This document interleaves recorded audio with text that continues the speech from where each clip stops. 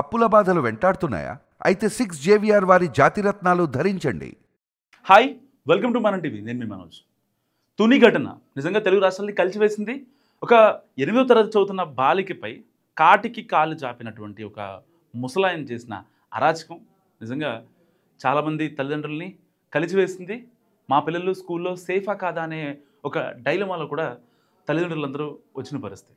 మరి ఇలాంటి నేపథ్యంలో నారాయణరావు అనే వ్యక్తి ఎవరైతే ఉన్నారో, ఒక 60 ఏళ్ళకు చెందిన ముసలాయన చనిపోయాడు అనేది పోలీసులు చెప్తున్నమాట. సో దానికి సంబంధించిన క్లారిటీస్ కూడా ఇచ్చారు పోలీసులు. కేవలం ఆయన వాష్రూమ్కి వెళ్ళాలి అని చెప్పి చెరువులో దూకి చనిపోయాడు అని చెప్పేది పోలీసులు చెప్తున్నారు. కాకినాడ డిఎస్పీ చెప్పారు, అక్కడ సిఐ చెప్పారు, తుని ఎస్ఐ చెప్పారు. స్పాట్లో ఉన్న వాళ్ళు ఎవరైతే ఉన్నారో, ఈవెన్ అక్కడ ఎస్కాట్లో ఆయన్ని కోర్టుకు తరలిస్తుండగా ఆ టైంలో ఉన్న వాళ్ళు మొత్తం చెప్పారు. బాగానే ఉంది. సో దీనికి సంబంధించిన అప్డేట్ల విషయంలో ఫ్యామిలీకి పోలీసులు ఇవ్వలేదు అనేది ఇప్పుడు చనిపోయిన నారాయణరావు కొడుకు కూతురు చేస్తున్న ఎలిగేషన్.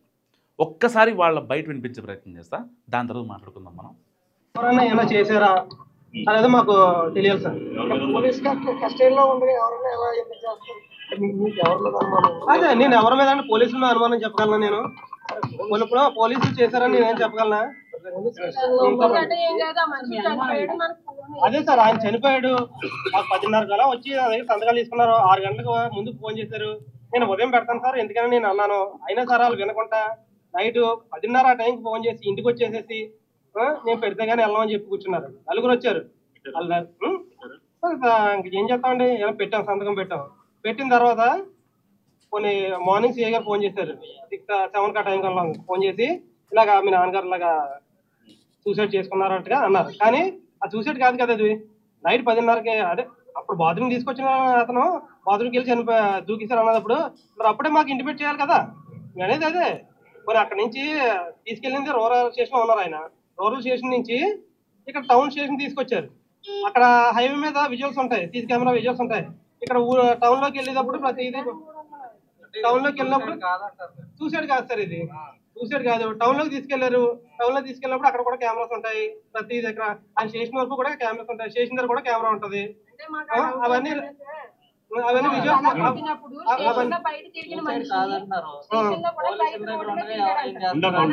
అదే సార్, అదే తెలియాలి కదా మాకు ఏం జరిగిందని. అదే దర్యాప్తు ఆల్ చేయాలి సార్. దర్యాప్తు ఆల్ చేయాలి సార్. ఇప్పుడు పోలీసులు ప్రమేయంతో చేశారా లేదంటే ఎవరన్నా వాళ్ళకైనా కష్టం చేశారా? ఎవరన్నా ఉంటేనే కదా ఏం చేస్తారు. అది ఏం చేశారని మాకు తెలియాలి సార్. ఇప్పుడు ఆయన చనిపోయిన విధానం చూస్తే మాకు బాగాలేదండి. అది అనుమానాస్పదంగా ఉంది. అనుమానాస్పదంగా ఉంది సార్ అది చనిపోయిన విధానం. మాకు అది ఎలాగన్నా సరే అది సీసీ ఫుటేజ్ విజువల్స్ తీసి మాకు అది బయటగా పెట్టాలని చూస్తాం. నిజం తెలియదు సార్.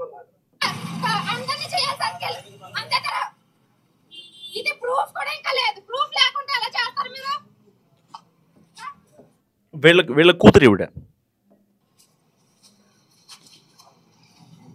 చేసిన తప్పుకి మీరు శిక్ష ఇచ్చారు. అది తప్పని మేము అన్నాం. మేమే రాలేదు ఇంకా స్టేషన్ కి. అతను తప్పు చేశాడని మేము నమ్మే కదా రాలేదు. అలాంటప్పుడు ఎంత సోషల్ మీడియాలో పెట్టినప్పుడు ఆయన ఎస్ఐ కూడా చెప్పాడు తీయమని, కానీ ఏ పోస్టర్ కూడా తీయలేదు ఇప్పటికి. ఇప్పుడు ఎక్కడండి ఎన్ని డబ్బులు ఎన్ని కోట్లు వస్తాయో సోషల్ మీడియాలో తీసుకొని కోట్లు ఆస్తి సంపాదించి ఇల్లు కట్టండి. ఎవరి కోసం ఎవరు బాగోతే ఎవరికి తెలియదని ఇవన్నీ. ఎవరైతే ఏంటి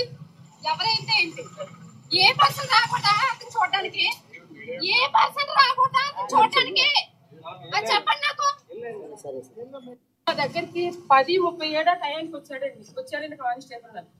వాళ్ళు ఎలా అంటే మా దగ్గర లెటర్ ఎలా పెట్టించుకున్నారంటే, ఆ మనిషిని మేము కోర్టుకి ప్రొడ్యూస్ చేయాలంటే ఫ్యామిలీ మెంబర్లు ఎవరో ఒక సంతకం పెట్టాలని చెప్తే మా వారు పెట్టారు. నేనేం చెప్పానంటే వాళ్ళ మిస్సెస్తో పెట్టించండి, మేము వేరేగా కాపురం చేసుకుంటాం, మాట ఎందుకు పెట్టేస్తారని చెప్పాం. 10:37కి మేము సంతకం 10:30కు సంతకం పెట్టాము. సిఎస్ఆర్ మార్నింగ్ ఫోన్ చేసి 10 గంటల నుంచి 10:30 లోపు మనిషి చచ్చిపోయాడని చెప్పారు. బాడీ ఇంకా దొరకలేదు, చనిపోయాడు. మరి చచ్చిపోయాడని చెప్పి సంతకం పెట్టించుకోవాలి, కానీ కోర్టులో పెడతామని ఎందుకు పెట్టించుకోవాలి సార్ సంతకం?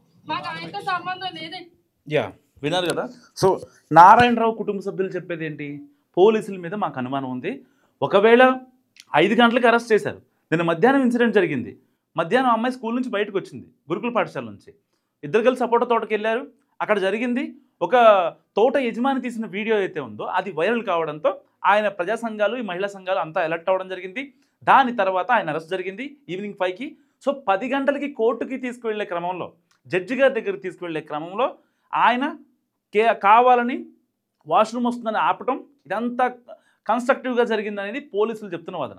కానీ 10 మాకు ఫోన్ చేసి చెప్పాలి కదా, నిజంగా ఆయన తప్పు చేశాడు, సో ఆయన తప్పుకి ఆయనే ప్రాయశ్చిత్తం వెతుక్కున్నాడు అనే యాంగిల్లో ఇప్పటికీ కుటుంబ సభ్యులు మాట్లాడుతున్న పరిస్థితి.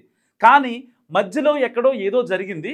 కేవలం అరెస్ట్ చేసినంత మాత్రాన మా నాన్న భయపడేవాడు కాదు, మా నాన్న ఎప్పటి నుంచో కూడా రాజకీయాలు చేస్తున్నాడు, కాస్త గుండె ధైర్యం మా నాన్నకి ఎక్కువ. ఇలాంటి సందర్భంలో ఎలాంటి కాన్స్పిరసీ లేకుండా ఆయన సూసైడ్ చేసుకోడు అనేది కుటుంబ సభ్యులు చాలా బలంగా మాట్లాడుతున్న మాట.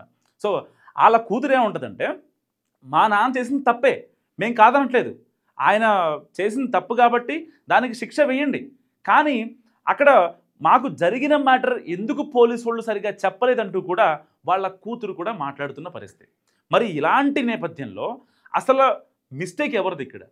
అంటే పాపానికి తగిన ప్రాయశ్చిత్తం అనుకున్నాడు కాబట్టే కావాలని సూసైడ్ చేసుకున్నాడా, లేదు వీళ్ళు చెప్తున్నట్టు ఎవరైతే చనిపోయిన నారాయణరావు కొడుకు కూతురు వీళ్ళంతా వీళ్ళ బంధువులు మాట్లాడుతున్నట్టుగా మధ్యలో ఏదో ఒక సింక్ మిస్ అవుతుంది అనేది వీళ్ళ వాదన. అండ్ దానికి సంబంధించిన టీవీ ఫుటేజ్లు కూడా మాకు తెప్పించండి.